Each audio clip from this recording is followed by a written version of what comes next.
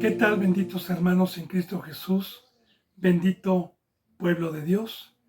Démosle gracias a Dios unánimes antes de abrir su bendita boca, antes de estas benditas riquezas, para agradecerle a los que tenemos entendimiento, a los que hemos podido comprobar su amor y su buena voluntad por todas estas riquezas, y pedirle unánimes también, bendito hermano y bendita hermana, para que en esta hora se nos sea concedido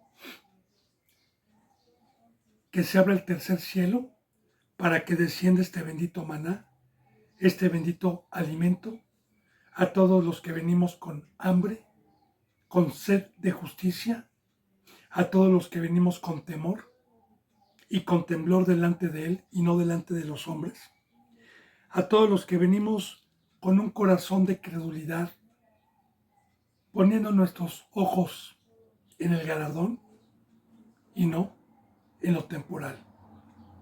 Bienaventurados los que Dios ha tocado sus corazones, bienaventurados los que han creído y venimos con este fruto. Yo me pongo a los pies de Dios y de Cristo Jesús con todo temor reverente delante de Él, habiéndole pedido y suplicado que me permita ser un instrumento de esta bendita palabra, un portador de la verdad, sabiendo que para poderle pedir tengo que venir con una conciencia como ministro ante Dios limpia. Así, bendito hermano, también he pedido y he rogado por cada uno de ustedes, por cada suscriptor, por cada seguidor, por los que daban un seguimiento y ya no lo dan más, para que Dios los humille y los traiga de regreso. Por los que estén predestinados por Dios para encontrar estas enseñanzas el día de mañana, por este medio o por cualquier otro medio santo, sin importar el medio. Así me pongo a los pies de mi Señor Jesucristo, de Cristo y de ustedes. Yo he pedido por todos los que estamos en México, en Estados Unidos, en España, en Ecuador, en Perú, en Colombia, en Brasil, en la India, en Argentina, en Venezuela, en Uruguay y en todo lugar donde Dios permita llegar esta bendita palabra. Así, bendito hermano y bendita hermana, continuemos con la enseñanza número 25 del bendito libro, del bendito Evangelio según San Lucas, capítulo 6, versículo 37. Vuelvo a repetir, el Evangelio de San Lucas, capítulo 6, versículo 37. Bueno, dice: no juzguéis y no serás juzgados, no condenéis y no seréis condenados, perdonad y seréis perdonados. Profundizo, bendito hermano. Ayer le decía que ya no me daba tiempo porque la palabra juzgar está muy mal comprendida, como cualquier doctrina, como cualquier enseñanza que de un pecador y no un santo, porque el precio para poder ser un instrumento de Dios es la santidad delante de Él, porque el que enseña es Dios, por medio de... Y Dios es santo, recuerde, no puede habitar en una persona que tenga pecado. Dios es santo, santo, santo. Entonces, el juzgar, la enseñanza. La palabra juzgar y de juicio o de juzgar. Mire, hay por ejemplo ministros, magistrados, que juzgan, más bien ministros, que juzgan con una ley, porque ellos deben de tener en su corazón toda la ley en cualquier nación. Un buen ministro debe de conocer la ley de su nación. Y cuando hay algún delito, algún delincuente, muchas veces los abogados o la gente, para que tenga un juicio justo, se les manda y es destinado a un juez para ver su caso. Y el juez con justicia juzgue de acuerdo a la ley que tienen en cada estado. De igual manera, primeramente Dios y Cristo Jesús han dejado una ley con la cual nos van a juzgar. Y primeramente Cristo Jesús es al único que Dios le ha delegado el poder para llevar un juicio el día que proféticamente está destinado, un día donde todos los seres humanos, desde Adán y Eva hasta el último ser humano que haya quedado, va a haber un juicio para estar en la vida eterna o un juicio para una condena eterna. Pero de igual manera, aquí Dios nos ha llamado, nos ha dado una forma, y a los que han podido terminar en el amor de Dios, esa forma, y Dios nos ha hecho ministros, tenemos por Dios delegado el don de poder juzgar con esta ley. Pero muy importante, bendito hermano y bendita hermana, no como los fariseos, porque aquí entra este versículo para los fariseos, no para los que se atreven a dar palabra con hipocresía, para los que se atreven a dar mandamientos y a exigir mandamientos sin que los hagan. Un ejemplo de muchos, un ejemplo. Un representante falso que cada domingo, porque los falsos son de cada domingo, o de 3 veces a la semana, que esté pidiendo los diezmos y las ofrendas, y usted lo ha visto a él diezmar y ofrendar. Entonces, un representante tiene el mandamiento, sea apóstol, maestro, profeta, evangelista, tiene el mandamiento de diezmar también. ¿Y a quién le diezmamos? Al mayor. Si yo tuve el amor de Dios por medio de sus instrumentos y por medio de esos instrumentos llegué a tener la estatura del varón perfecto, yo, ya siendo pastor o teniendo un don, yo no voy a dejar de diezmar del que fue el instrumento para amarme por medio de Dios y para enseñarme este camino. Ya le dije, bendito hermano y bendita hermana, cualquier enseñanza que usted quiera para fortalecer lo que Dios me permite enseñar, ahí están los teléfonos, no dude. Pero le pongo ejemplo. Entonces, estos juzgan, pero no hacen. Ponen cargas, como decía Cristo, pero no las llevan. Entonces, si yo juzgo y no hago, voy a ser juzgado algún día. Y de igual manera, para poder juzgar, ¿qué se necesita? Recordemos, voy a utilizar también un versículo bíblico, bendito hermano, en Mateo, en el Evangelio de San Mateo, donde dice, ¿y tú que juzgas la pelusa que trae la camisa de tu hermano y se la quieres quitar? ¡Hipócrita! Primero quítate la viga para que puedas ver y puedas ayudar. Porque el pecado no me permite ver la verdad. El pecado me pone un velo. Una viga pues era una pieza de madera muy ancha, ¿verdad? Que si me la ponen enfrente, pues no veo lo que está enfrente. Y así, bendito hermano, para poder ver, para poder ayudar al hermano, para poder ver el corazón de mi hermano, para poder ver la pelusa en mi hermano, necesito ver para ayudarle con amor. Entonces, sí es muy importante que el obispo, como dice en Timoteo, o el pastor, o apóstol, o maestro, que es un obispo, porque el obispo que viene en la Biblia no importa el don que Dios haya dado, es un instrumento de Dios, debe de ser irreprensible, irreprensible con la ley, casado una sola vez, que tenga buen testimonio de afuera, o sea, debe de ser íntegro, en pocas palabras, intachable, para poder juzgar. Ahora, si yo me atrevo a ser un representante del diablo y me atrevo a estar enseñando la palabra y estar pecando como los fariseos que eran hipócritas, entonces aquí viene el problema. No juzguen y no seréis juzgados, porque el día del juicio, Cristo Jesús va a juzgar. El día del juicio, Cristo Jesús va a decir, ¿te acuerdas cómo tú enseñabas que no se debía hacer esto y tú lo hacías?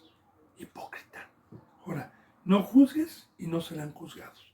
Porque la palabra juzgar es aquel que ha tenido el privilegio de poder gobernar con la cabeza de Cristo y con esta bendita ley.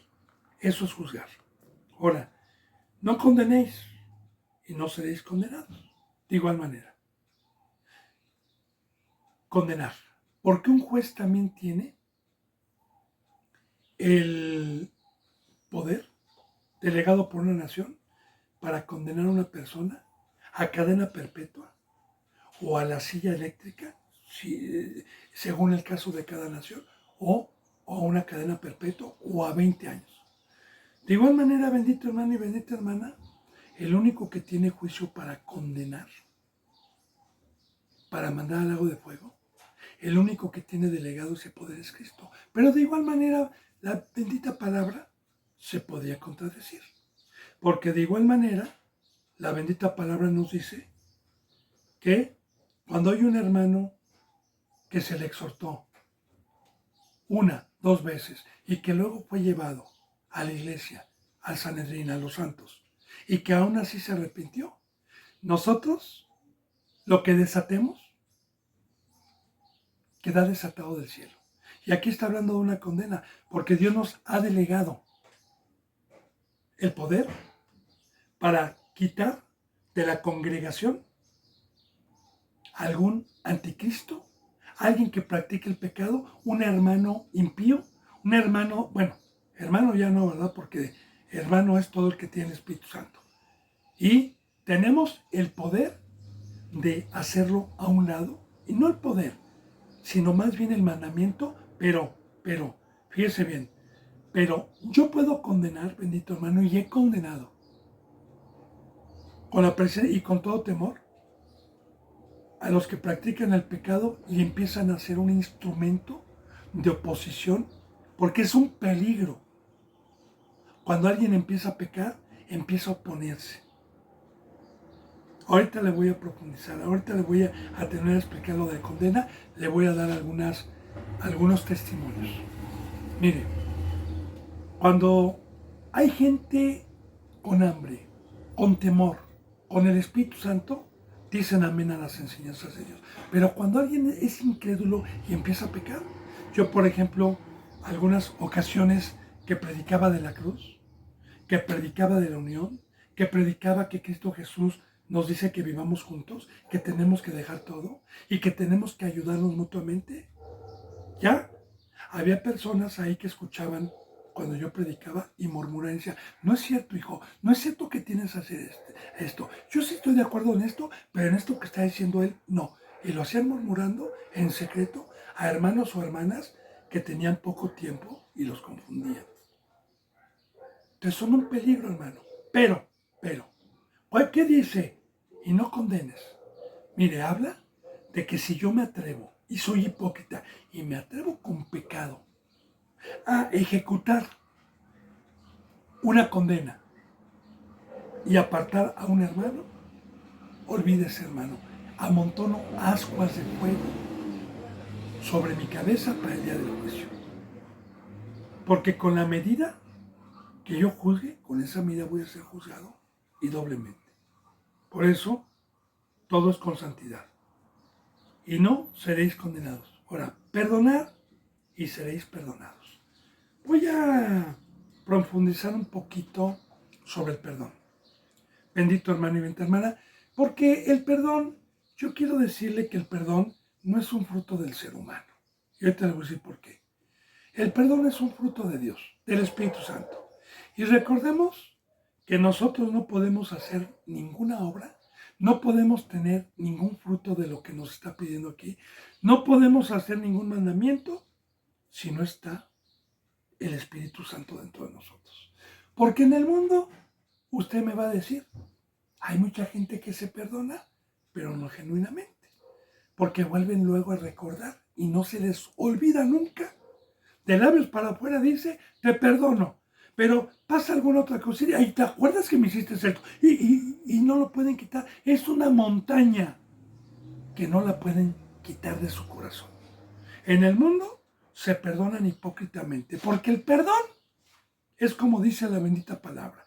Dios, poniendo de ejemplo a Dios, dice que cuando nos perdonó, echó nuestros pecados que teníamos, los echó al fondo del mar.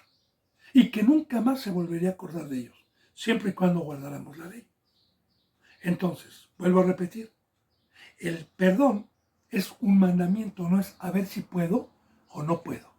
Y el perdón, hay dos tipos de perdón, que se lo voy a explicar ahorita. Vamos a empezar con la congregación, con los hermanos en Cristo Jesús. ¿Hasta cuántas veces tengo que perdonar a un hermano si me hace algo a mí? A mí, no a Dios, a mí.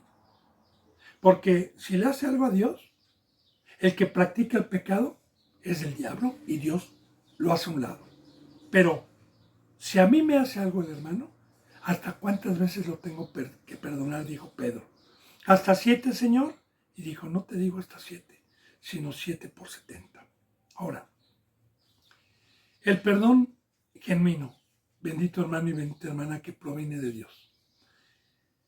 Si un hermano me hace algo y no viene y me pide perdón, porque hay unos que no se humillan, hay unos que no reconocen, yo, en mi corazón, le voy a decir a Dios, Padre bendito, aunque el hermano no me haya pedido perdón, yo te pido y te ruego, en el nombre de Cristo Jesús, yo lo perdono, Señor. Tú perdónalo también. Ese es un perdón que nosotros tenemos. Yo te voy a decir por qué es una riqueza y por qué es tan importante. El otro perdón es que si el hermano que me hizo algo viene y se humilla y me pide perdón, yo no tengo que endurecer mi corazón y lo tengo que perdonar también. Y el perdón es borrón totalmente. Se agarra una goma, ¿sí? Aquí están los pecados, aquí están los pecaditos, mire.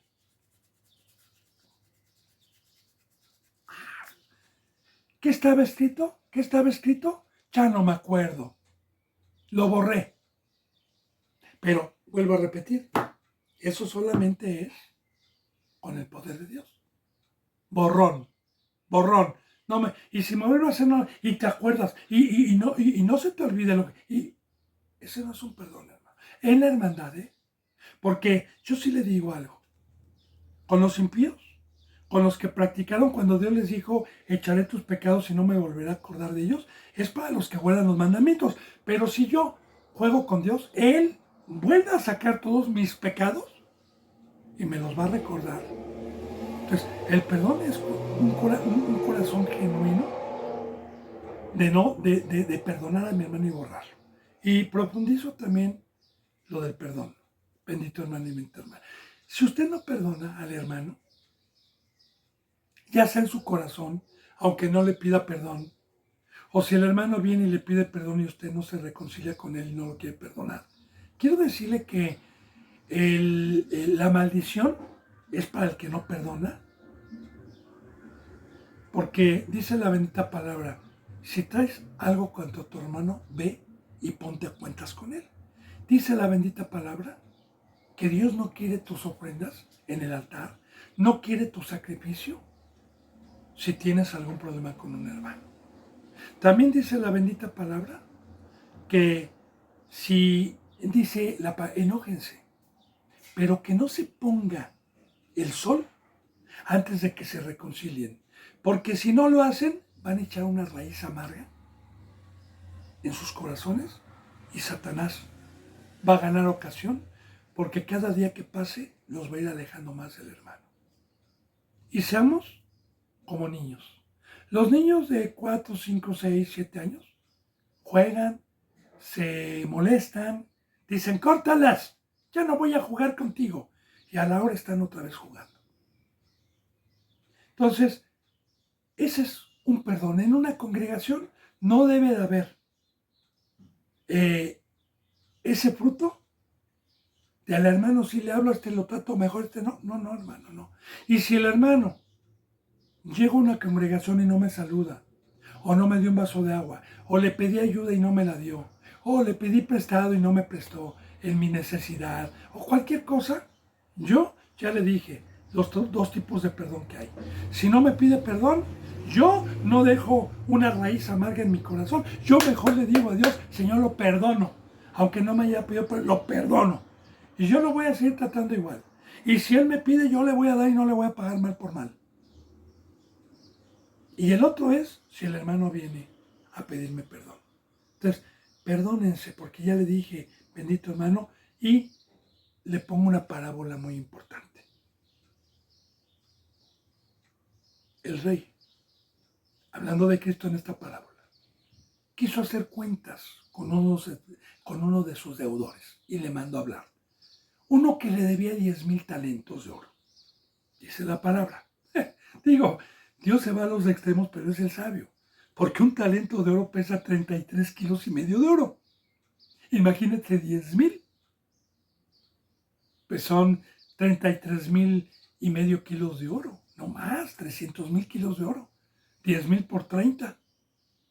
300,000. Imagínense si el kilo de oro está más o menos como en 1,200,000 pesos.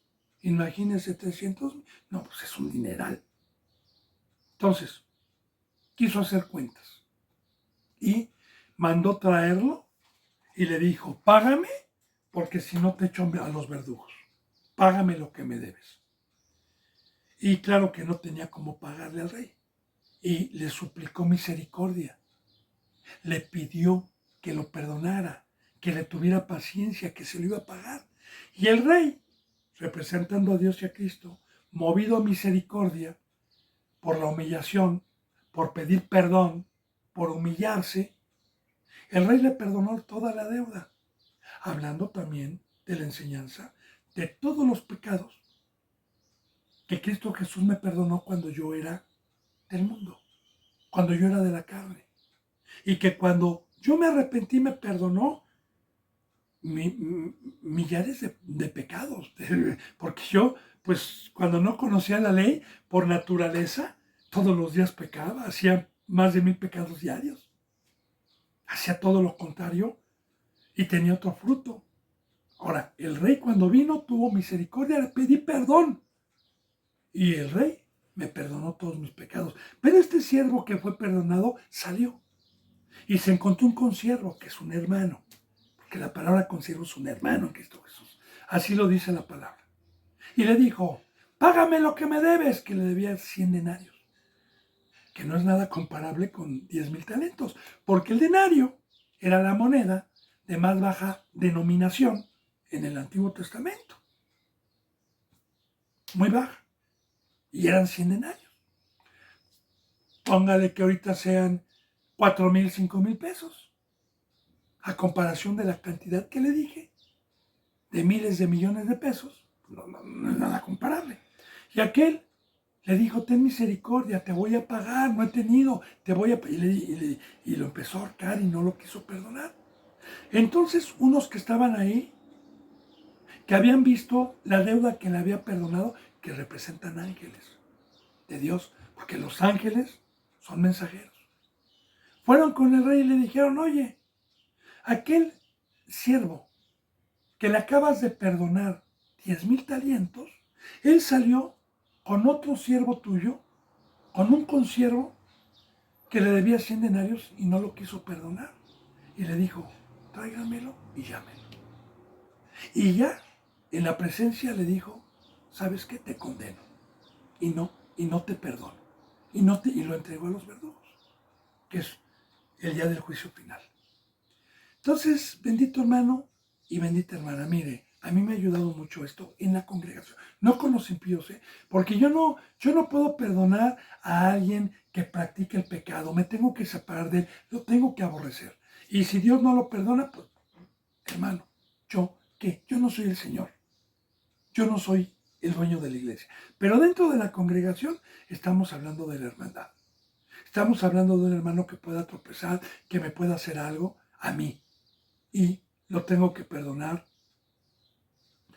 con todo mi corazón, así como Cristo Jesús vino y me perdonó todos mis pecados. Bueno, entonces, Ya hablé sobre el perdón, ya le dije qué tan importante es esto, hermano, y cuando a mí alguien me ha hecho algo dentro de la congregación, a mí lo que me ha ayudado primeramente es la fe y tener a Dios, pero también que no se me olvide nunca y que esté en mi corazón todos los pecados que me perdonó Dios y también, ¿por qué no decirlo? Todos los pecados desde que me llamó, que he tropezado, no practicando el pecado, todos los pecados desde que empecé el cristianismo y he cometido pecado, todas las veces que yo me he humillado a Dios y le he pedido perdón y me ha perdonado. ¿Quién soy yo para no perdonar? Si Dios, siendo Dios, y Cristo siendo el Señor, perdonan. Bueno, muy bien. Luego dice, dar y os dará. Medida buena, apretada y remecida y rebosando, darán en vuestro regazo. Porque con la misma medida con que midan, os volverán a ustedes a medir. Primero dice, dar y se les dará. Bien, explico. Estos versículos, como muchos otros, los enseñan para que la gente ofrende, para que dé dinero y dicen, ¿verdad? Mira lo que dice aquí, hermano, si tú no das, si tú no te despojas de tu dinero, un cheque, de tu carro y lo das, no vas a recibir, pero si tú das, Dios te lo va a multiplicar. ¿Sabe que la bendita palabra no habla nunca de cosas terrenales ni de cosas materiales? ¿Sabe que Dios dijo, mi Padre está buscando, o Cristo Jesús vino y dijo, mi Padre está buscando adoradores de espíritu a espíritu? ¿Y qué dice la bendita palabra en Hebreos? Que esta bendita palabra es espiritual. Y que el Antiguo Testamento era una sombra y todo lo que Dios permitió con ejemplos terrenales era una sombra de lo que iba a venir. Ahora bien, vengo y por gracia recibo riquezas inmerecidas, por gracia. Y en el trayecto de mi discipulado, Dios me llena mi canasta de pan y de peces. Y viene el hambriento, el lunes, el martes, y yo le digo, no, solamente los domingos. Ahorita tengo compromisos con el mundo. Ahorita tengo compromisos con Satanás. Ven. Y luego van y son obreros fraudulentos, porque como ya no tienen por pecar, nada más les quitan su dinero y trasquilan a las ovejas. Pero dar es que si yo me acerco a un árbol con hambre, el árbol tiene que tener fruto todos los días. Y todos los días, si tengo la canasta llena de peces, todo el que viene con hambre, todo el que viene a pedir enseñanza, todo el que viene a consagrar su vida o más bien a querer aprender para consagrar su vida, no debo de decirle no. Por eso, bendito hermano y bendita hermana, aquí se lo digo delante de Dios y hay testimonio. Aquí gracias a Dios, porque la gloria es para Él. Aquí gente que habla, que yo sé que vienen del mundo, y gente que viene y que dicen, sí, sí quiero, pero no tengo tiempo, mire, nada más tendría tiempo en la noche, o nada más tendría tiempo a tal hora para empezar. No importa, hermano, diga, siempre les he dicho, si usted va a creer y se va a bautizar, a un bebé hay que tenerle paciencia para que vaya aprendiendo la palabra. Yo le digo, así es, y ahí se lo digo delante de Dios, ponga usted la hora. Nosotros nos adaptamos a la hora, no importa la hora que sea. Lo importante es que usted venga, porque Dios me mandó a repartir y tengo la canasta llena. Ahora, dad y bien, y se les dará. Ahora bien, yo como representante, ¿qué le pido todos los días a Dios? Como le he dicho, bendito hermano y bendita hermana, desde que yo soy un ser espiritual, el único que tiene las riquezas y el sustento para que yo esté firme es Dios. Y este alimento y todas sus riquezas me dan gozo, me dan alegría, me dan madurez, me dan crecimiento, me dan esperanza. Entonces, siempre le he dicho, bendito hermano y bendita hermana, usted si ya leyó la Biblia, tanto del Antiguo como el Nuevo Testamento, no me va a dejar mentir.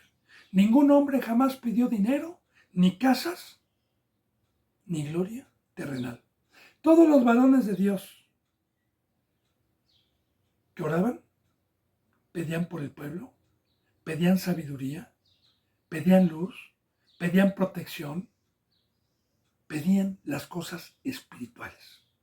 Así que bendito hermano y bendita hermana, si yo me ocupo en los negocios del Padre, si yo estoy repartiendo pan y peces, yo pido y Dios me da.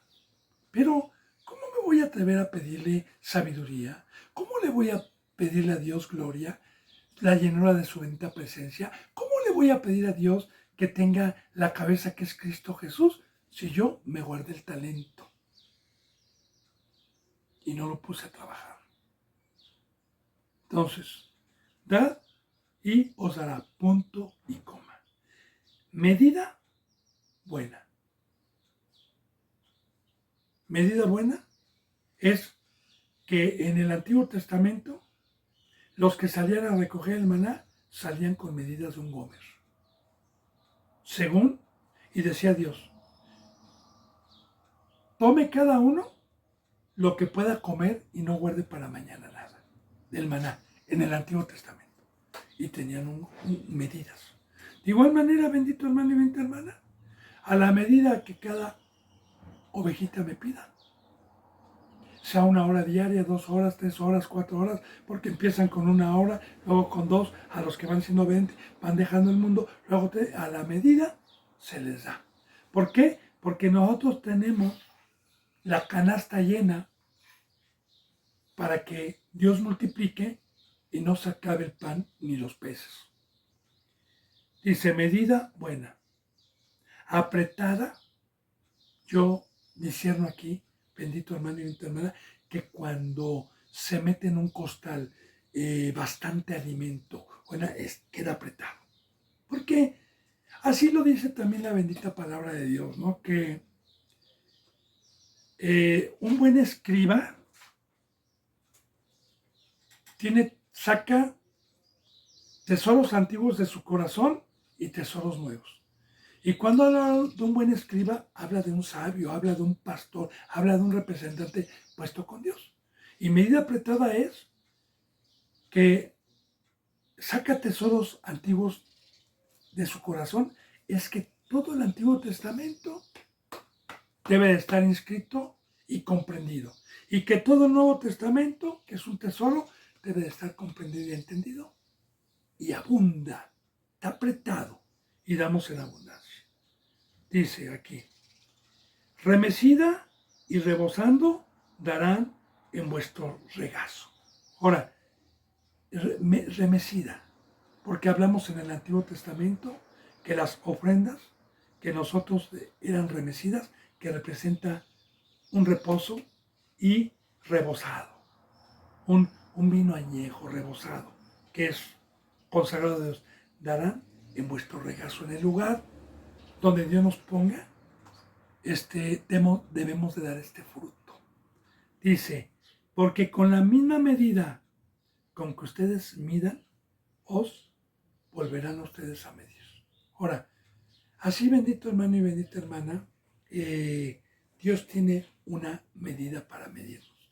En Apocalipsis nos habla la bendita palabra que Dios va a medir la ciudad que somos nosotros y que ya tiene la medida. Pero, explico,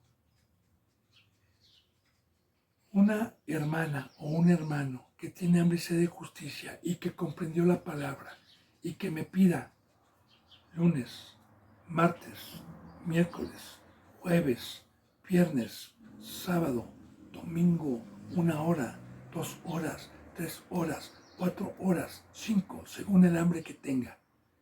Y yo, con esa medida, le dé mi vida, porque ese es el amor.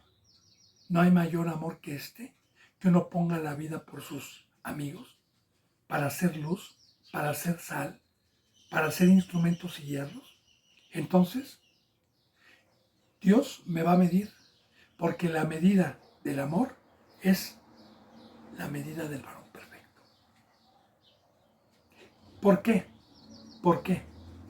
Porque si yo soy un instrumento que todos los días doy la palabra a los que vienen con hambre y sed, estoy en la cruz.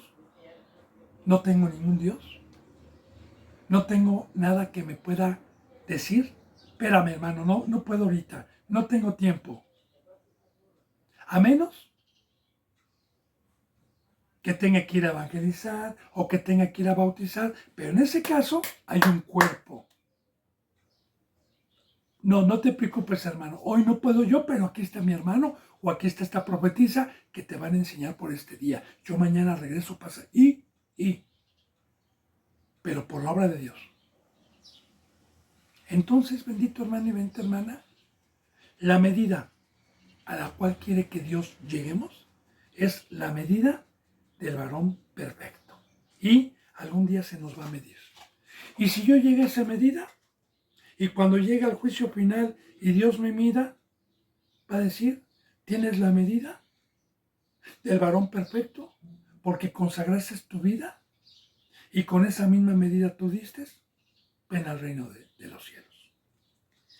Y les decía una parábola. Acuérdese, bendito hermano y bendita hermana, que la bendita parábola significan, para que me pueda entender, ejemplos terrenales para comprender lo espiritual. Le explico. Yo le enseño a una persona matemáticas y le estoy enseñando la tabla de 5 y le digo, mira, 5 por 7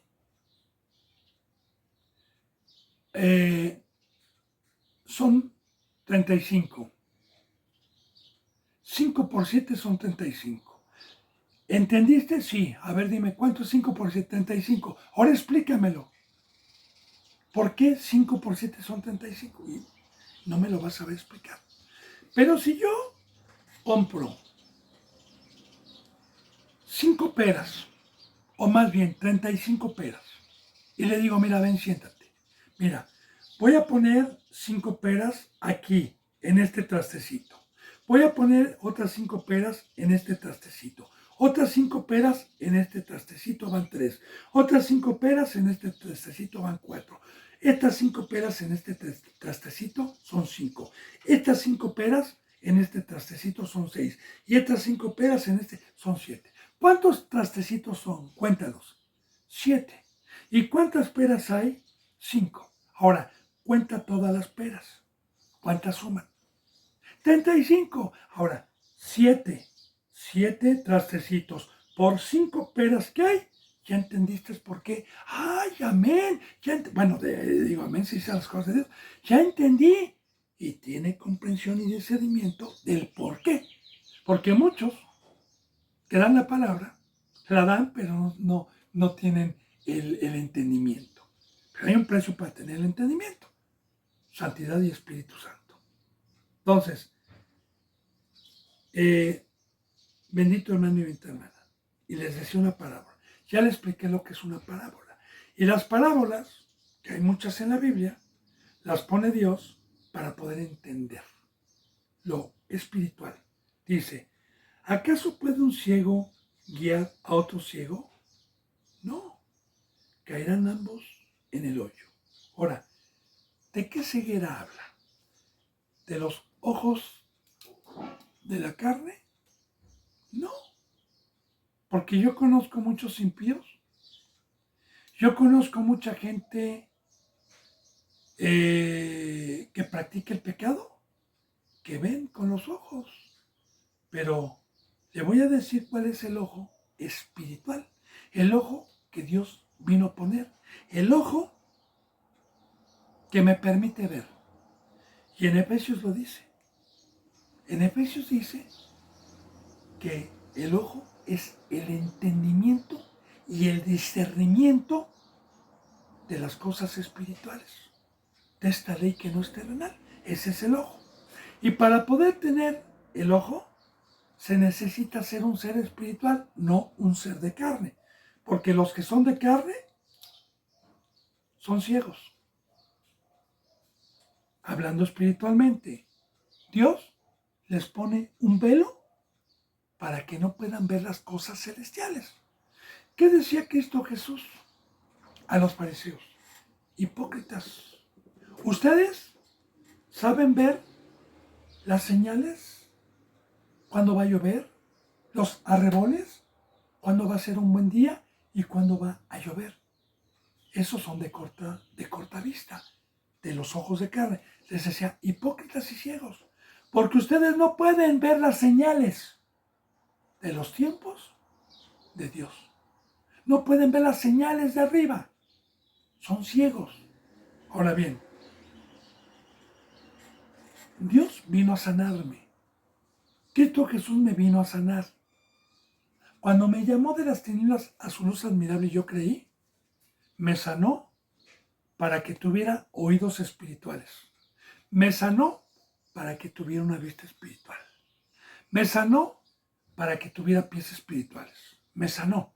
Ahora bien, Dios me dice, mira, eres un ser espiritual y los seres espirituales se les da el entendimiento de estas cosas para que vean el camino. Pero aguas, porque si tú, en este pacto que Dios nos llamó para no pecar y para ser íntegros, tú eres incrédulo y practicas el pecado, quiero decirte que el pecado paga un salario y te convierte en carne. Y si tú te conviertes en carne, vas a ser ciego espiritual y vas a ser corto de vista. No vas a poder ver las señales del cielo. Vas a poder ver las cosas cortitas, como los fariseos. Ahora, ya depende de cada uno, bendito hermano y bendita hermana, tener temor y ser irreprensible e íntegro. Pero como la mayoría de los falsos cristianos y de los falsos profetas que quieren servir a dos señores y quieren venir a juzgar con pecado, pues ellos son ciegos y se sienten guías y dicen, yo tengo luz, yo soy un profeta, yo soy un apóstol, yo soy un pastor, y van los domingos a querer guiar a las ovejitas al reino de los cielos. Pero ¿sabe qué, hermano? No ven nada. Son ciegos, que guían también a ciegos por estar en esas congregaciones, por creer en la mentira. Yo ya le he dicho muchas veces, los falsos cristianos que están en congregaciones impías y que son sinagoga de Satanás, les gustó que les rascaran el oído. Les gustó escuchar el engaño de Satanás y odiaron escuchar la cruz, el comer de la carne de Cristo Jesús, y no quisieron pagar la deuda que Dios hizo por medio de Cristo al dar su vida, y no quisieron ser deudores a Cristo, ni tomar su cruz, ni salir del mundo. Entonces, bíblicamente, la ira de Dios es dejarlos en esta situación. ¿Por qué no habla de católicos? No habla de los de afuera. No, Cristo Jesús no vino a juzgar a los pecadores, vino para que se salvaran. Cristo Jesús juzga a los de adentro y la palabra no es para los de afuera, es para nosotros. Entonces, bendito hermano y bendita hermana, ¿sí? Entonces, fíjese bien. ¿Acaso puede un ciego guiar a otro ciego? Pues no. Imagínense nada más si le pongo yo un ejemplo, ¿sí? Dos ciegos que estén en una cueva con linternas a 2 kilómetros con piedras y ¿podrán salir de la cueva? Pues no. Dice Biesen, no van a poder. Dice, no puede guiar. Caerán ambos en el hoyo. Ahora, son parábolas, son ejemplos. Porque podremos ver que van caminando, pero no se dan cuenta que delante hay un hoyo, una coladera. No se dan cuenta. Ahora, ¿qué representa el hoyo, bendito hermano y bendita hermana? Mire, nosotros Cuando Dios nos llamó, nos sacó del hoyo, nos sacó de los abismos, nos sacó del infierno, nos sacó de donde está el trono de Satanás, nos sacó del mundo, nos sacó de ese infierno. Porque Satanás fue arrojado a lo profundo y es la obra que él trae a la mesa. Cristo Jesús vino a sacarnos del mar y a ponernos en un monte, a salir de abajo. Como Cristo Jesús alguna ocasión daba testimonio y decía, yo no soy rey de aquí abajo, mi reinado es de otro lado. Y así como mi reinado no es de aquí abajo, y señala a sus discípulos, dice, como así, ellos tampoco son de aquí abajo. De igual manera dice, bendito hermano y bendita hermana, que todos los que hemos sido llamados y hemos sido resucitados espiritualmente, dice en Efesios capítulo 1, que Dios nos ha sentado en los lugares celestiales, que Dios nos ha hecho de arriba, que nos ha sacado de las profundidades del mar y nos ha puesto en la barca. Ahora bien, ¿qué pasa con estas congregaciones que no tienen entendimiento? Por ser de carne, por estar pecando. Pues que toda la gente que va ahí, ¿qué les enseñan? La amistad con el mundo. Sí, ¿ya? Yo le digo, cada que predico que Cristo Jesús es el Hijo de Dios, y cada que predico la cruz, cada que predico que hay que salir del mundo, que toda obra de trabajos, de arquitectos, doctores, escuelas, no son de Dios, baja totalmente las visitas. Totalmente bajan. Pero a mí no me importa. Bendito hermano y bendita hermana, a mí me importa predicar la verdad. Entonces, bien, se van a congregaciones donde son ciegos y el fruto que tienen es que lunes, martes, miércoles, jueves, viernes y sábado están en una obra infructuosa, separados de la cruz, separados de dar, separados de juzgar, separados de ser luz, separados de amar a mi prójimo, separados de poner a trabajar mi talento para que cuando venga Cristo Jesús le pueda ofrecer otros 10 talentos, otros 5, según los que me haya dado. Entonces, los dos están en el hoyo, hermano. Por eso yo le he dicho, bendito hermano y bendita hermana, mire, el árbol se conoce por sus frutos. O sea, el cristiano se conoce por sus frutos. Un árbol malo de Satanás no puede dar un fruto de amor. Un fruto en la cruz no puede dar frutos buenos, porque son frutos de Dios. No puede, ni un fruto bueno puede dar frutos malos. ¿Cuál es el fruto malo? El hoyo, el mundo, la carne. ¿Cuál es el fruto bueno? Amar, dar mi vida y estar en la cruz. Entonces, ahí están en el hoyo, están en el mundo. Como dice en una de las epístolas del Nuevo Testamento, dice así, a ver, tú cristiano que seas,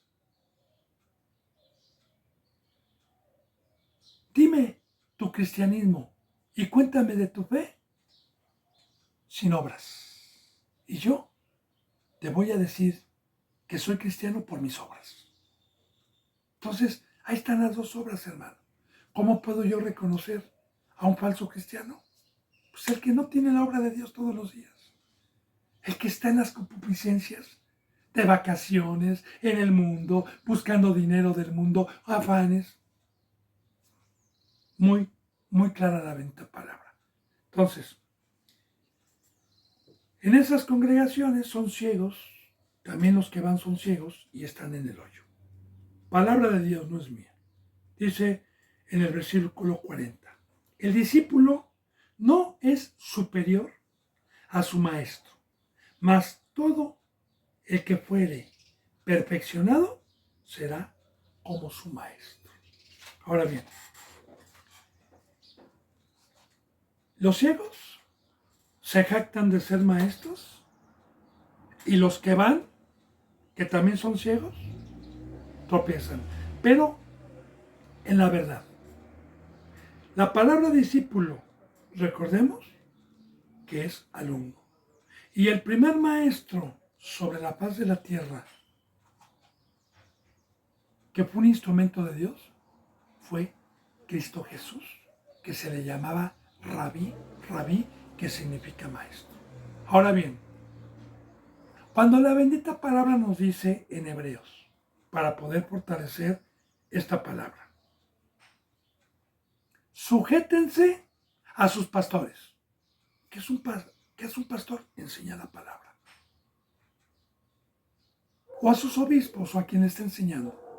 Puesto por Dios. Sujétense de buena gana, así lo dice la palabra, porque ellos velan por sus vidas y ellos tienen que dar cuentas de cada uno de ustedes. Y háganlo de buena manera. Sujétense a sus pastores. Ahora, el discípulo no es mayor primeramente que Cristo Jesús, pero un discípulo, ¿quién es? La palabra discípulo significa alumno, aprendiz. ¿Y quiénes son los discípulos? Pues bueno, Cristo Jesús dijo, ¿verdad? Alguna vez tomó algún niño, lo puso enfrente y les dijo, de cierto les digo, que el que no sea como un niño, no entrará al reino de los cielos, porque de los niños es el reino de los cielos. ¿A qué se refería Cristo? Bueno, que a mí me habló a los 42 años de edad. Yo me sentía maduro, me sentí un hombre muy vivido y me dijo, no eres nada, estás en ignorancia, no sabes nada. De cierto te digo que necesitas nacer. Morir a tu sabiduría, morir a tus creencias y nacer. Y dejarte alimentar y apacentar con leche. Y sujetarte a mí, a mi ley y al instrumento santo donde yo te voy a poner. Y que seas un niñito, obediente, que dejes tus razonamientos para que yo te vaya a dar y te vaya dando un crecimiento.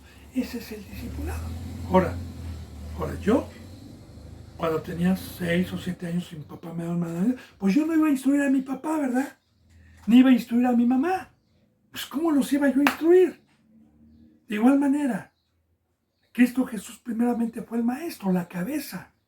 ¿Qué consejo le podríamos dar a nuestro Señor Jesucristo, estando nosotros en ignorancia? Y de igual manera, a alguien que por la misericordia de Dios hemos llegado a tener un don, hemos llegado a tener un crecimiento, nos ha puesto la palabra, el discípulo debe de sujetarse, debe de callarse.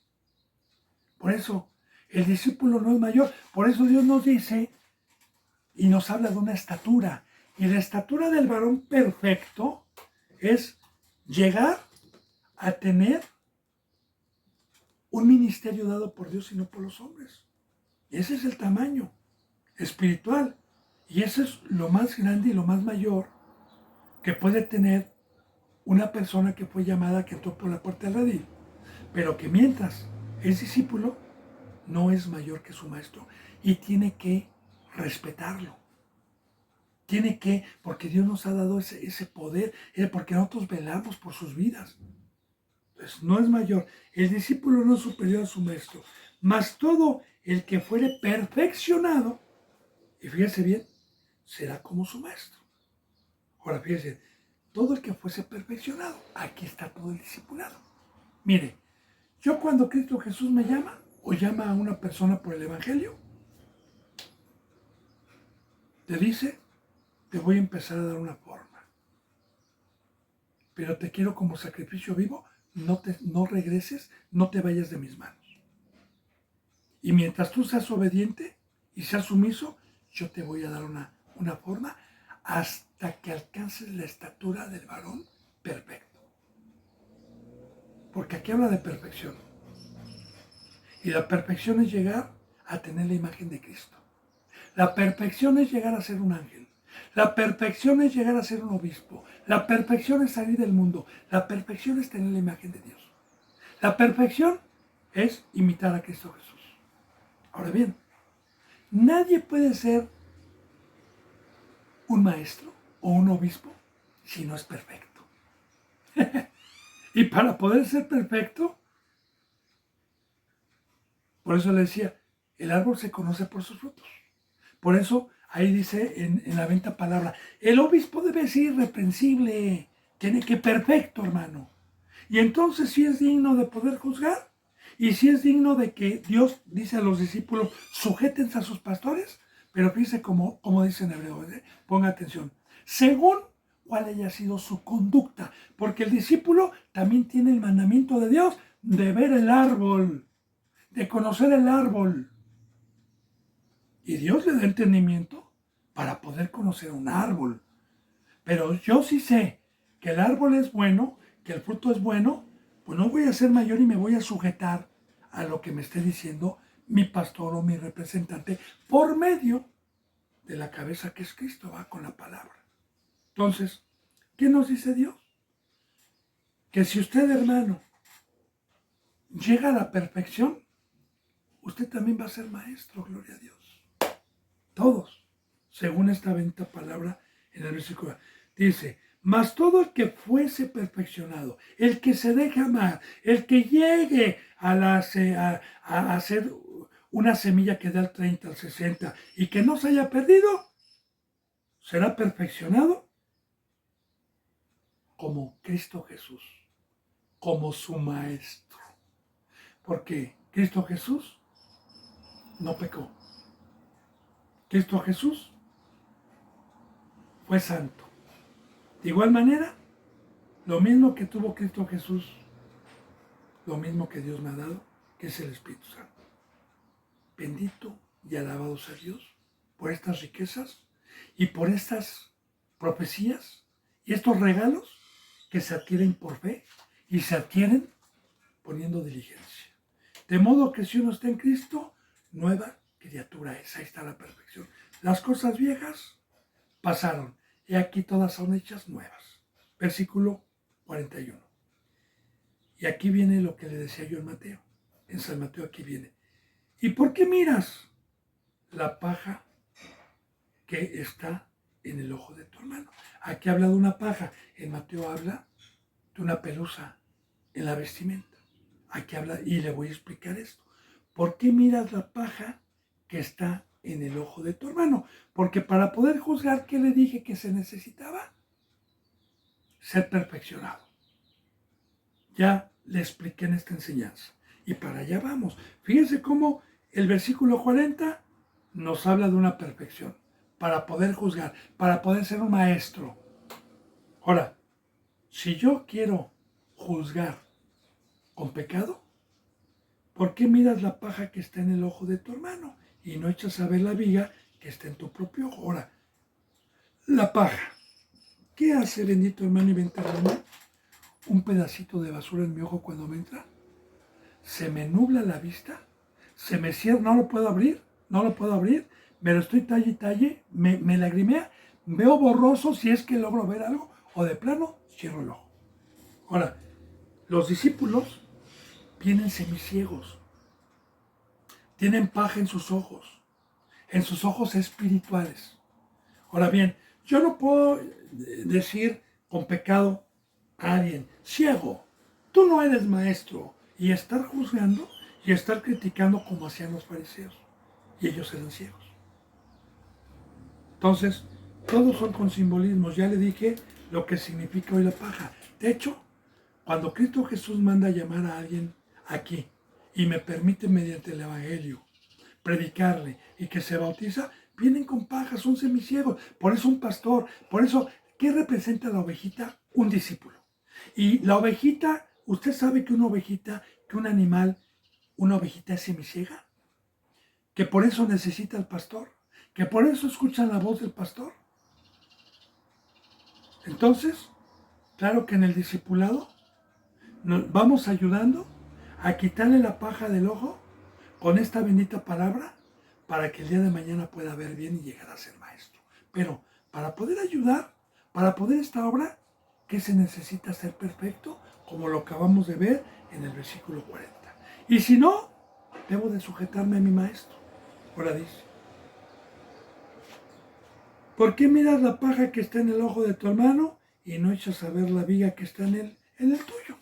¿Qué acabamos de ver arriba? ¿Ciegos? ¿Qué ando ciegos? ¿Qué representa una viga? Pues que no me deja ver. ¿Y qué representa una paja? Pues que también es ciego. Y si yo no me quito la viga, si yo no tomo mi cruz, si yo no salgo del mundo, no voy a poder ser maestro. no voy a poder guiar a nadie. Y si lo guío, vamos los dos a caer en el hoyo. Y para ello se necesita ser perfeccionado. Y para ser perfeccionado se necesita un discipulado, se necesita salir totalmente del mundo. Ahora, dice, ¿y no echas de ver la viga que está en tu propio ojo? Bueno, dice en el 42, ¿o cómo puedes decir a tu hermano, hermano, déjame sacar la paja que está en tu ojo, no mirando la viga que está en el ojo tuyo? Porque muchos dicen, hermano, ven aquí a esta congregación, hermano, aquí hay salvación, hermano, ven, te voy a servir y te voy a robar tu dinero. Bueno, así no, ven. Dice, fíjate bien, ponga atención lo que dice aquí, mire, hipócrita. Saca primero la viga que está en tu propio ojo y entonces verás bien para sacar la paja que está en el ojo de tu hermano, y le llama hipócrita. Y mañana voy a explicar, bendito hermano y bendita hermana, porque se me fue la hora, lo que es un hipócrita. ¿Y quiénes son los que están ciegos? ¿Quiénes son los que tienen viga? Mañana lo voy a explicar porque se me ha terminado la hora. Y mañana yo quiero profundizar este versículo. No quiero dejarlo así, ya, y ya. No, mañana lo profundizo. Bendito hermano y bendita hermana, la gracia y la paz sean con ustedes. Les mando un abrazo y el beso del ósculo santo. Hasta mañana, si Dios me lo permite, y gracias.